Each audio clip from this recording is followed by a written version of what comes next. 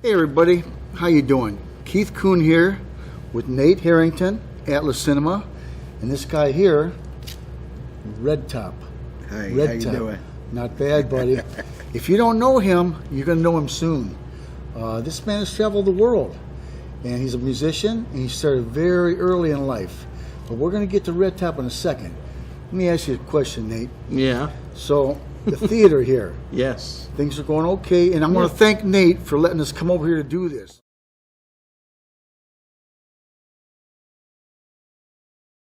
I really appreciate it. Yeah. He bought me lunch today. Oh man, Yeah, he bought me lunch I today. missed that. Get to have some Chipotle.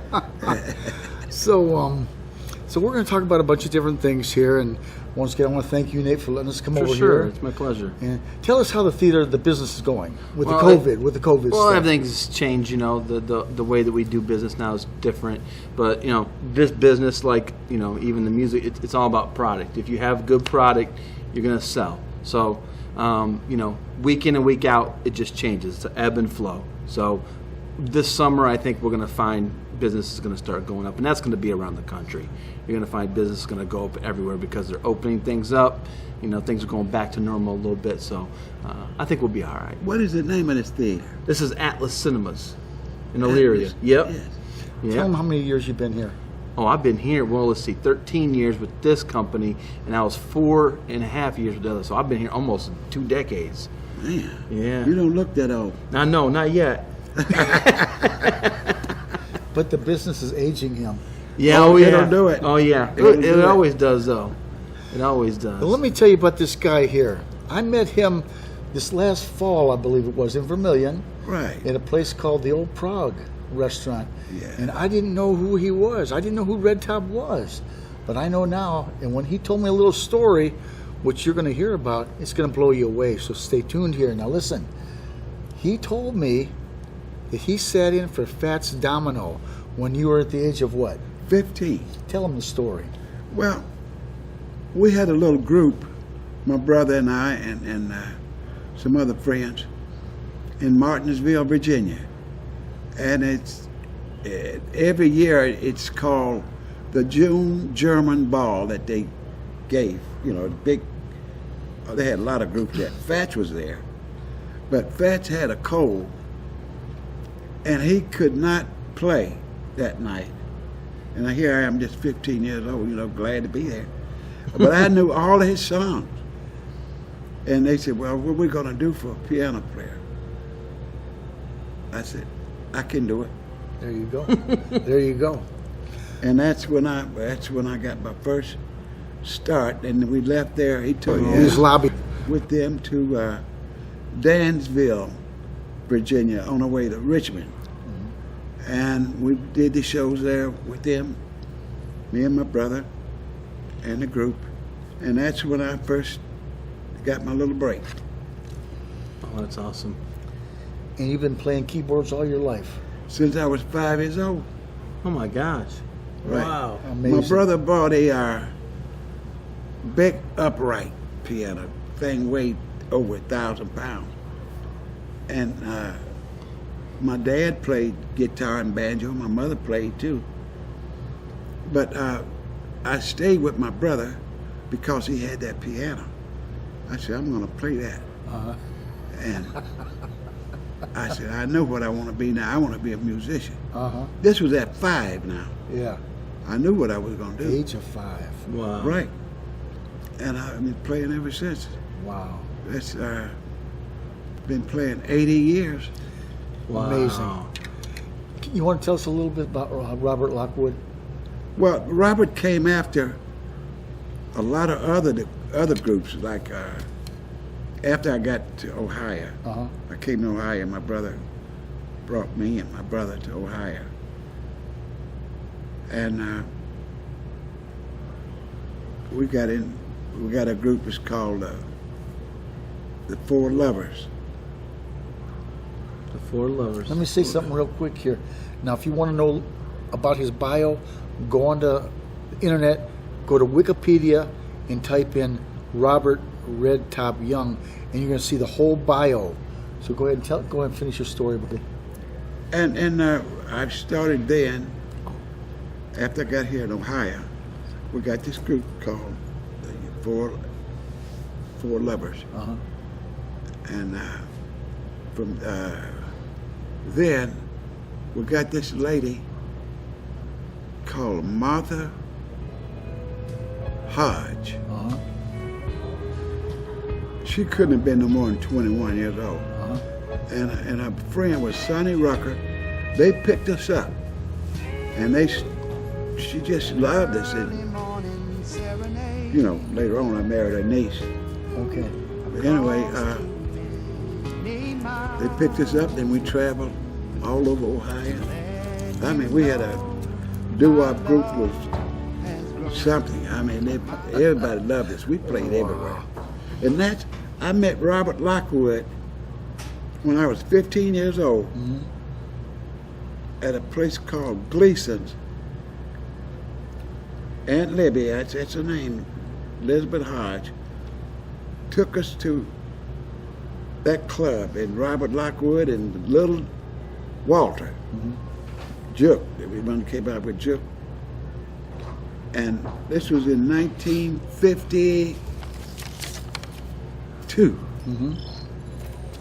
1952. Oh, I was born in 51.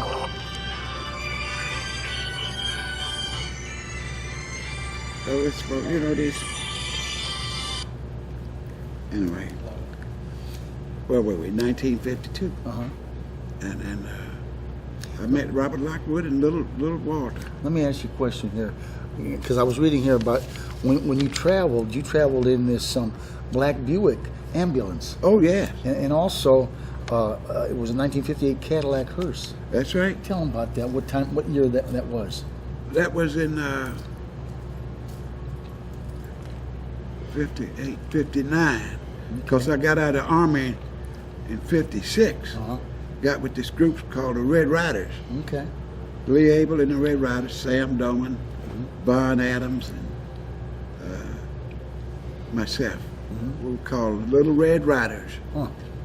And we played the Supper Club, Yeah. which is right there across from Ohio Edison. Right in that little corner there. We played there for 22 years. Wow. Wow. Yep. And I think Sally Ely owned that. The lady that, You know Eli's. Oh yeah, the Elis. Yeah. yeah. Oh yeah. I do remember that. Yeah, they owned that club, and Frank Jacobs ran it for them. Uh-huh.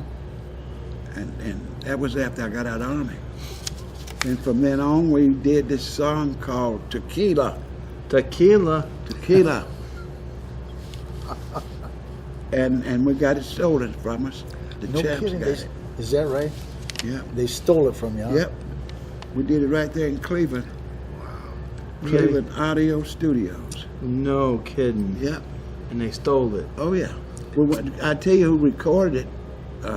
Quincy Jones, New York. We went to New York and did another album, and he picked us up from there. But he wanted us to go to California. That's when he was going to Hollywood Right. to record. So at that point, Quincy wasn't really that famous, right? Oh yes, he's a jazz musician. Okay, but Quincy even Jones. back then he was kind of famous? Oh, he was big time. Yeah, No yeah. He kidding. was big. Juilliard Huh. graduate. Oh, okay. Yeah, Juilliard. Yeah. Yeah. Yeah. So Because I was kind of wondering here, now I got little notes here, excuse me, but you know, that you work with Quincy Jones and Dionne Warwick and Fats, of course, we are in Bill Haley and the Comets. Tell us about like when you first met Quincy or any of these, Jerry Lee Lewis, any of them. well, the people that picked the group up were from Canton. They picked us up and took us to New York Okay, to meet Quincy, okay. and they did that album, and that's when I met Quincy. I met Quincy Jones, Shirley Scott, which was a famous organ player, Uh-huh. Mm-hmm. and this guy, what is his name? Not Buddy Miles. Oh no, I met Buddy Miles in Elyria. Okay. Wow. I did a show with Buddy Miles, right there in the area. Let me tell you real quick about Buddy Miles, what I learned about him. And this was back in the 70s. I was working at a gas station. Some guys come in, they wanted an oil change and stuff. So we put it up on the lift. And I heard this music playing in their car. And I was like, wow, what is this, man? It was awesome. It was a horn section, all this good stuff. And it was Buddy Miles live when I think he was in Washington.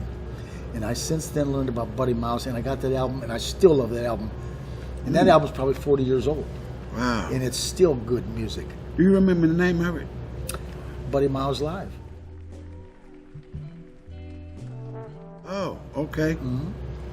Now this, when I met him, Robert Lockwood and our group, the All Stars, we were playing at the barn in Elyria. Oh yeah, yeah. No kidding. Yeah, that's where we did a show with Buddy. I got pictures and everything. I have to give them to you. And Oh, Buddy my passed away, goodness. didn't Yeah, he got sick he? Yeah. and he was in a wheelchair. Is that right? Yeah. Wow. When they get to the airport, they rolled him right up. This is what I like, folks. I got a legend here. I got a living legend right Yes, literally. I'm still playing. Good. Want to get back to Europe. What's the Is that right? Oh man, that's where the money is. Wow. money's in Europe, huh? Yes. Robert Lockwood, I don't guess it's much money, but we were doing 6,000 a night, Huh.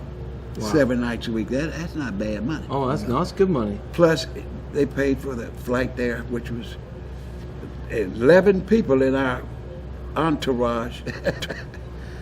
His wife and the manager. We had a manager from Chicago. He was there, and they paid for the flight there and back, hotel, limousine service, Oh man. food, and everything. Oh yeah, you got Plus 6,000 a night. Let's go. Coach, they were doing. Can't beat it. They were doing 30,000 a night. Oh yeah. Wow. You know, in this Big- blues festival. That's big money. Oh yeah. Yeah, especially back then. 6,000 back then is like that's 10, I can't- 20,000, it- 30,000. more. It's a lot. Yeah, Yeah. you guys were. That's like making 50,000 a show today. Right. Yeah, yeah. Ooh, That was. that was good old days right there. Yeah. That was in the 90s. Oh, really? Yeah. Get out of town. That's not that long ago. Yeah. Huh. Oh my goodness. Yeah. We lost Robert. We played Fatfish Blue for 14 years. That was our home base Uh-huh. there in Cleveland. And every time we go out of town, we went to Europe twice, Canada. We could go to Canada like every other week. Ontario, Montreal. Now, did you have a couple places that you preferred to play? Like, do you have favorite places you like to stop? Well, there was a place in New York on 142nd Street. We played that all the time. Yeah. And that was right down the street from B.B. King's place.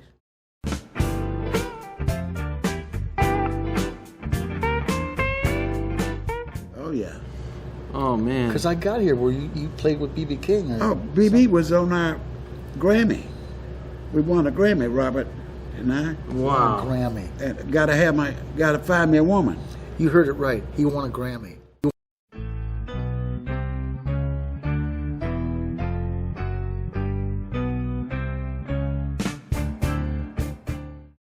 Yeah.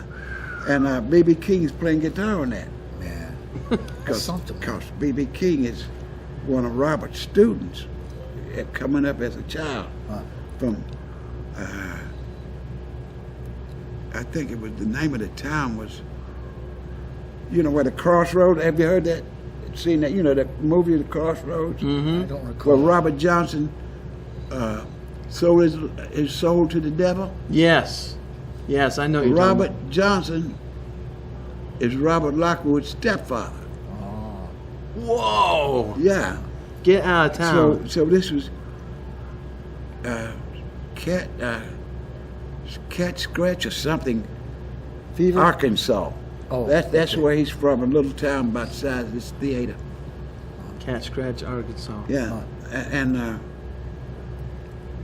that's where the Crossroads were. Okay. I'll be right back. Sorry. Sorry. That's what crossroads were. You know, you go down, get to Memphis, you go Highway 61, 61 and 41 crosses, and about 3 miles down the road, that's where Robert Lockwood was born. Huh. Let me ask you something here on this. Let me see if I can find it here. Where's it at here? Oh, now I forgot. All right, so your genres: blues and R&B, rock and roll, and jazz. Oh, I know what I was going to ask you. Did you fly to any of your gigs, or mostly drive? Well, to Europe, you know, we had to fly there. Right. But we always drove. And And Robert finally bought us a new van. The one that we used to drive, you could look out down through the floorboard and see the ground. But we made the gig. I'll be darned. We made the gig. Wow. And we always carried from 7 to 8 in the groups. In the group, 3 horns, 2 guitars, bass, myself on keyboard, sang. But all of us sang. So what we did, the band would come up and we'd do our show first, then Robert would come up and we would back him.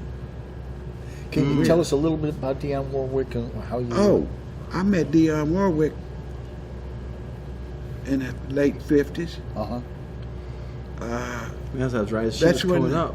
Yeah, her first song. Get out of town. When she picked our group up, the Red Riders, Lee Abel and the Red Riders. She wanted us to back her on at the show at Channel 5, I think it was. WEWS? I think it was. Could be WWS. Yeah. Could be. That sounds about right. That's still going. Okay. But we did that TV show. What was the old lady that died? Dorothy Fulltime? Dorothy Fulltime show. Yeah. You remember her name? Vaguely, yes. I do remember some of the older shows, but oh my gosh.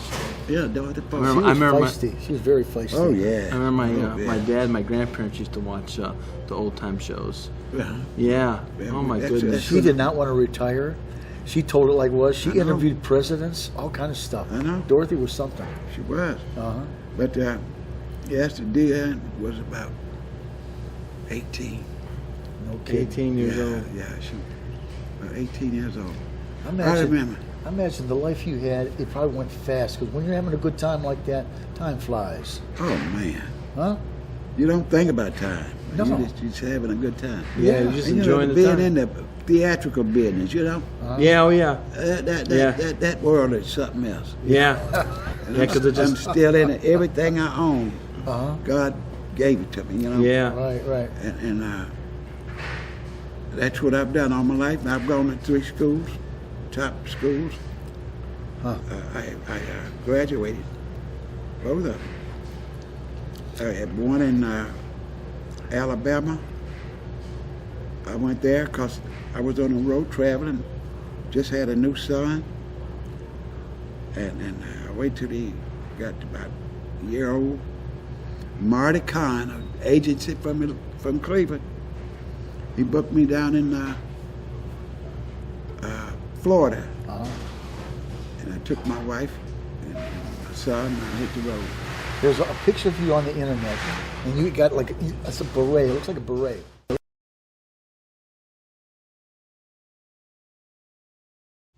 You know what I'm talking about? I think that's on my, It might be. yeah. And it's, I think I found it on Wikipedia. And you know, when I saw that beret, I thought, I've seen that guy around before.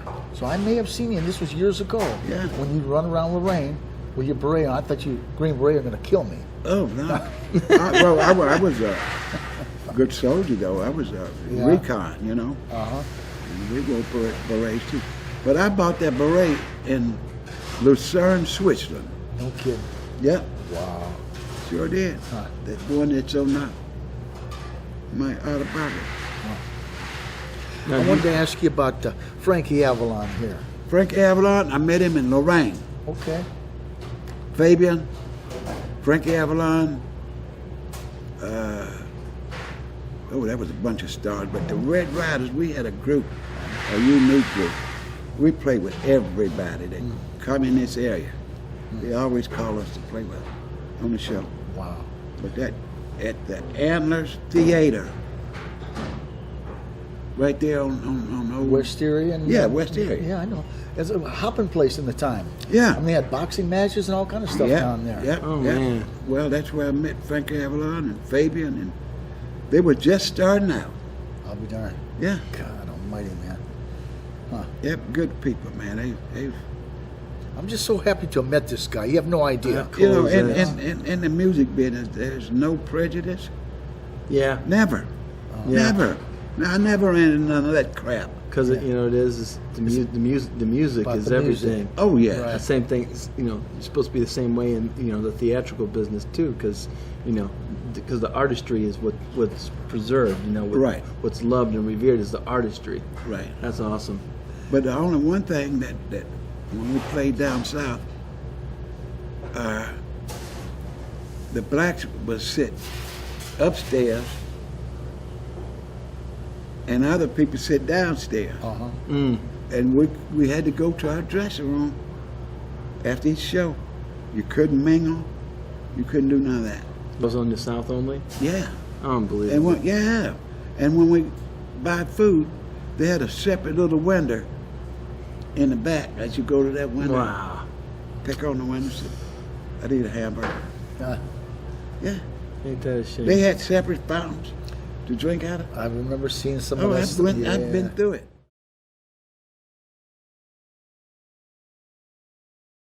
Never had a problem, man, in the music business. Uh-huh. Do Never you know a had. little bit about Muscle Shoals?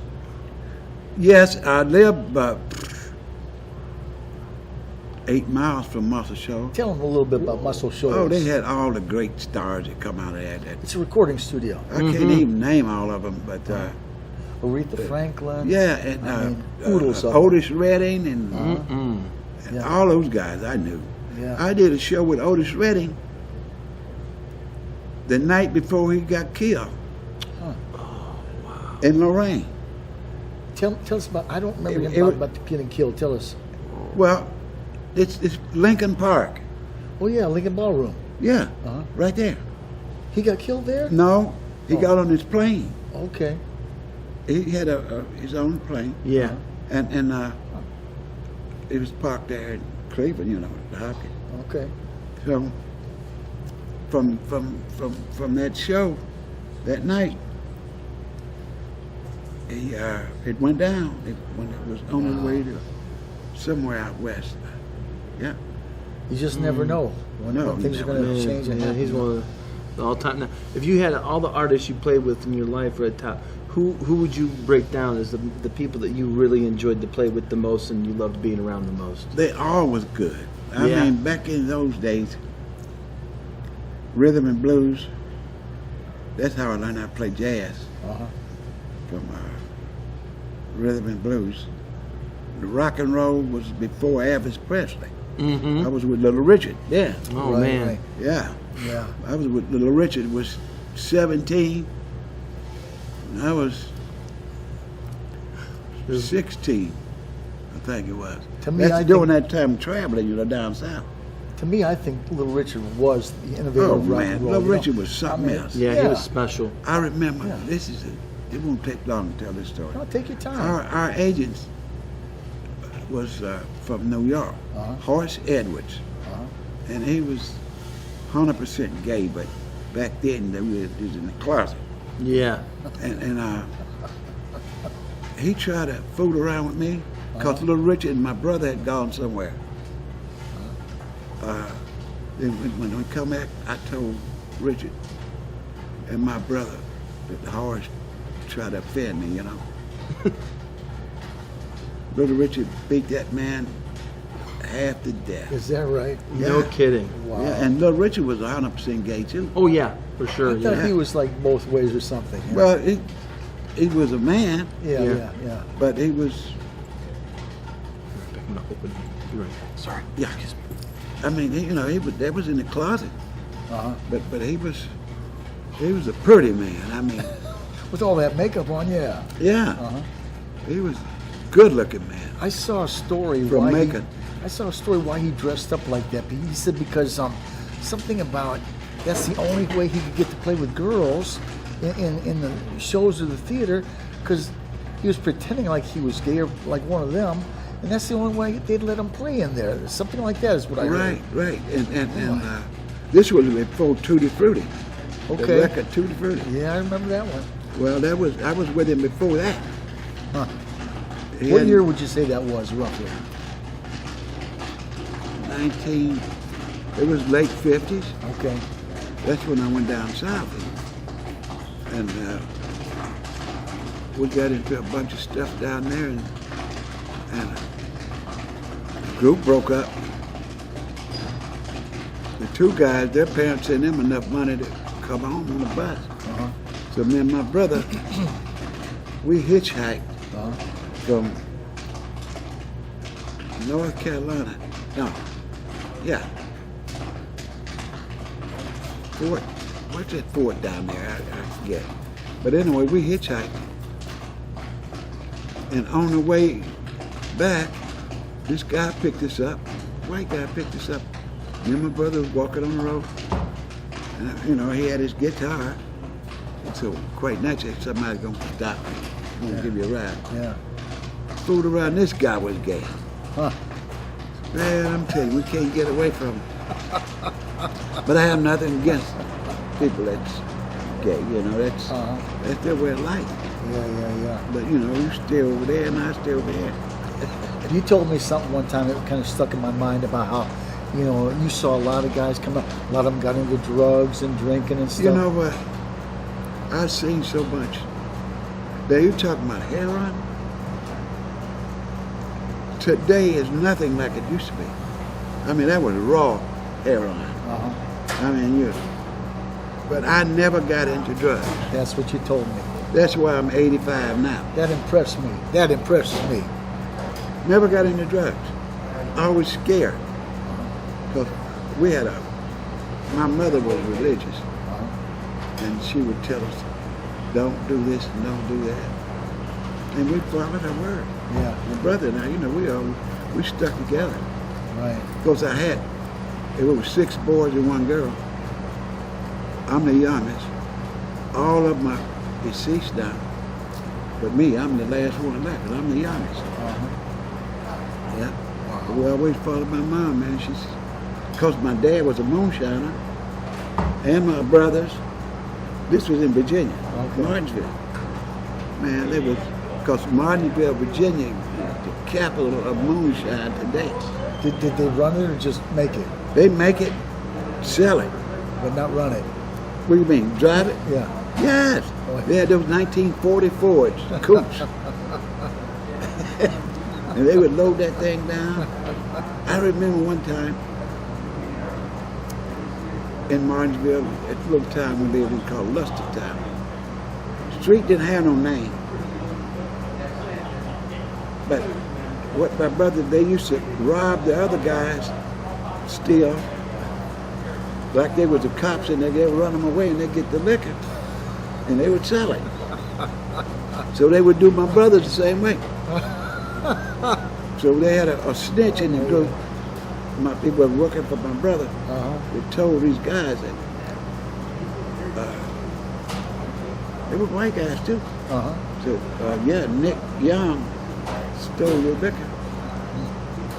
So on the end of that street, and we lived close to the graveyard out here, on the end of the street, dead end. They had a shootout. Wow. Yeah. And then my brother, Muncie, went up in the attic in our house and hid. I mean, you could hear him shooting just like in Tombstone. Oh my God. Yeah. Oh my God. Oh man, it's something else. Boy, the times he's been through, folks, you know what? Yeah, well, Oh my God. I'm still here. And you better hang around for a while, Oh yeah, I'm waiting for the clubs to open back up. because I'd like to film you again someplace, you know? Well, I've got a recording studio in Lorraine. Well, we're in Elyria now, right? Yeah. I'd like to do something in there. And I can play a little bit while we... Absolutely. So Well, that's why I want you interview. guys to stay around and hit the bell, hit subscribe, so you can hear more about him, all right? Because whenever a video comes out, if you subscribe and hit the bell, you'll get the video automatically, and you'll get some of his good stuff. Yeah. Yeah, I got a lot of CDs that I recorded, you know. Okay. I want you to hear. And I've got one, it's called Serenade to Mama. Uh-huh. What do you do with it? Anyway, it's over there. Let me get it for you. Stay right, I'll get it for you.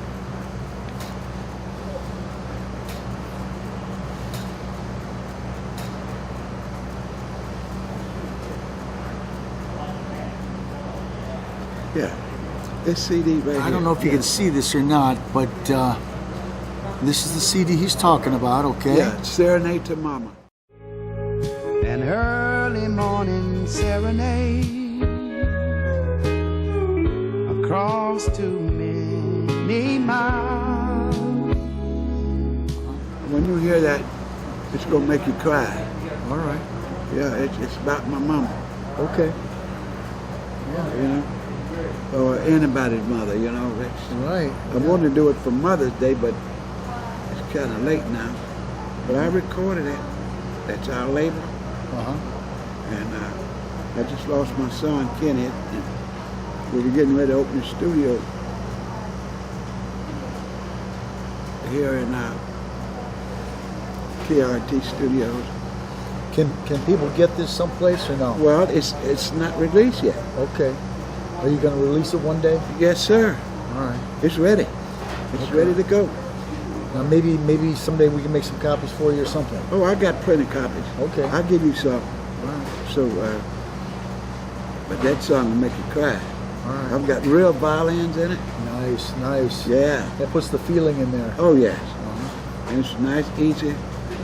I can't wait to hear it. Oh, No man. kidding. When I get home, I played it for a lady the other day, and she started crying. And I felt real sorry for her because she'd lost her mom. You know. Yeah. wow. When I get home, I'm going to put this on. It's going to be one of the first things I play when I get everything unpacked, put it away. I'm going to start listening to this. Okay. Absolutely. And if I can put some of this in the video that you guys are watching, I'll do that. Oh yeah. You know, Carla was supposed to come Yeah. today, Okay. but she had a therapy. She had some therapy to do, Uh-huh. and she said if she get done in time, she would come back. She liked it, you know.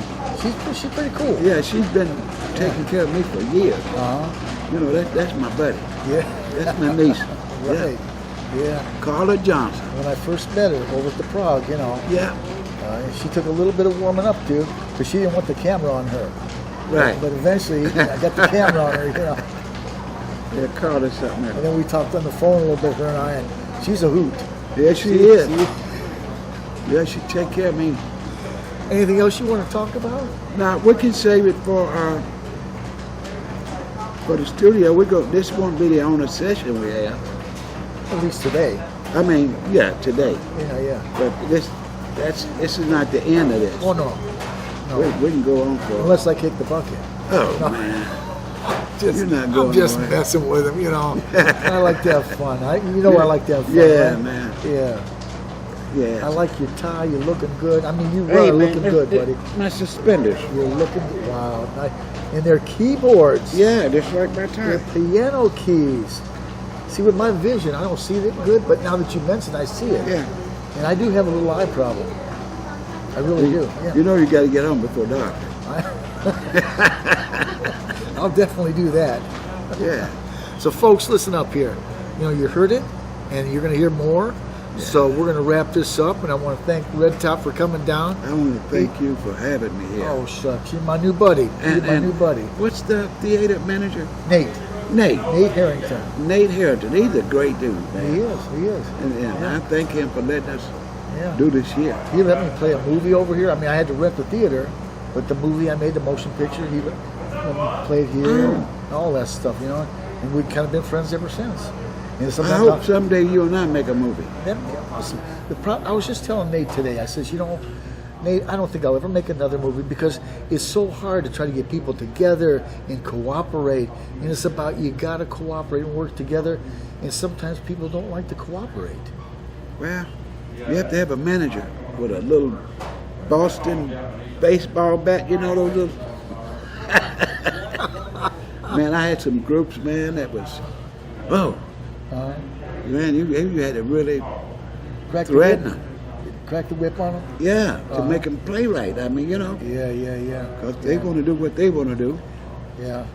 But you know, when you got a program, You got to stick to it. you got to stick to it. I got a buddy who leads a big band. Like sometimes it's 20 pieces. It's big band jazz music, you know, swing. Yeah. music.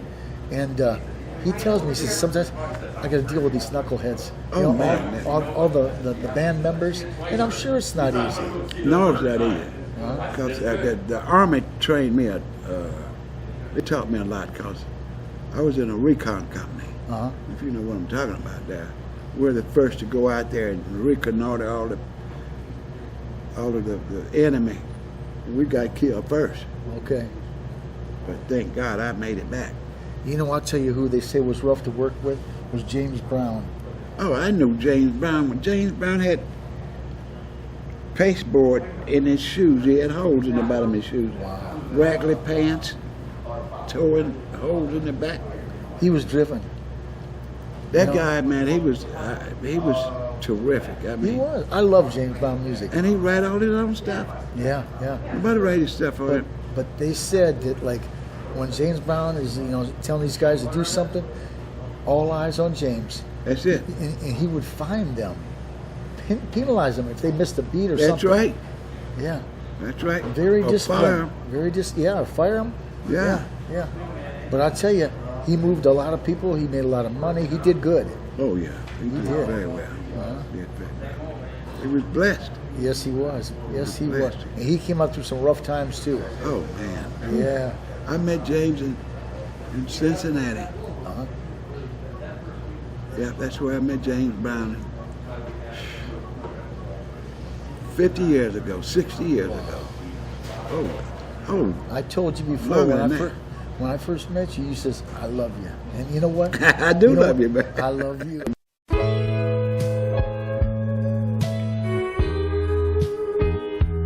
Thanks for watching, and we'll see you again soon. All right.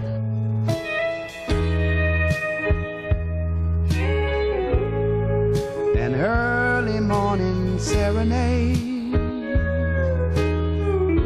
across too many miles to let you know my love has grown. My love has grown for you.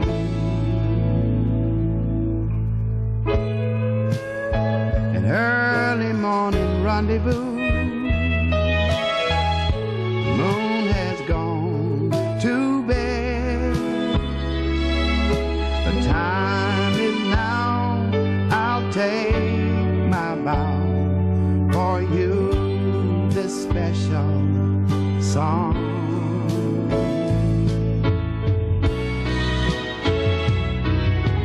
Mama, you have let me feel this strength in me. Nothing ever really gets me low.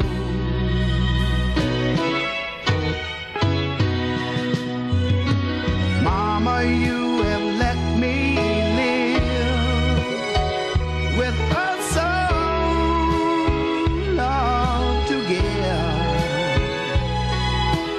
You're the one I'll give my joy to.